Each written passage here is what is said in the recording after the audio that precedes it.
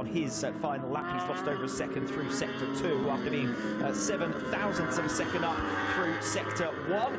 Razgatlioglu there exiting the final turn and crosses the line to complete his session and see the checkered flag with a 1:34.612. So a little bit slower than his previous lap, but he's not going to mind too much about that.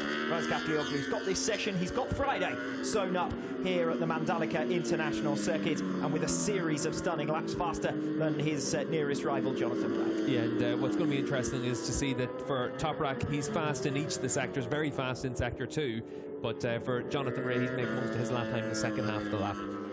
If Chaz Davies gets caught up behind Oliver Koenig here, he may well lose what looks set to be his personal best lap, and I'd say that's going to go away from him now. He makes his way through on the inside line, and that's where we're talking about the potential overtaking zone in between turns 15 and 16. It's certainly one of the slowest, if not the slowest corner on the circuit, and Chaz Davies using that to good effect to get through on Oliver Koenig, and it is a new personal best, but I fancy that Davies probably would have moved up in positions if he hadn't got caught behind the rider who's effectively a backmarker, with all due respect, this weekend on his World SBK. Yeah, Chaz lost 7/10 of a second in that final sector, so that's catching Koenig into that sector. Koenig's actually made some good progress in this session. He's been able to get himself well underneath the 107% time that you have to set to qualify for a race, and he's been able to find, I think, about 3 seconds in this session as well. So he's been able to make a big step forward on that Kawasaki as well. And purely in numbers terms, probably not too far off what other riders have been doing on that same bike this season, to be honest. Yeah, we've seen the likes of Epis and Crescent. He actually found 4.5 seconds in this session, so he's made a big step forward from this morning. Obviously, enough track conditions have improved a lot,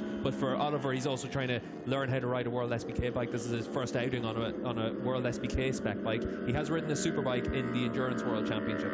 Yes, but even then, for only a fairly limited spell, having jumped straight up from Supersport 300, which is a world away from what he's going to be racing this weekend, and to send best of luck to him to try and mix it with these big guns is far from easy. In fact, 1.7 seconds covering the entire field, aside from Koenig, who's down in 20th position. So just to underline how close they are, a bit of a gap behind the top 12 positions. Isaac Vinyales, 12th fastest, less than 3/4 of a second slower than Toprak Razgatlioglu P1, and then 4/10 to Tom Sykes' next best. So we've seen 2 groups develop over the course of FP2. You've got only 7.5 tenths covering the top 12, and then 1.7 covering the entire 19, with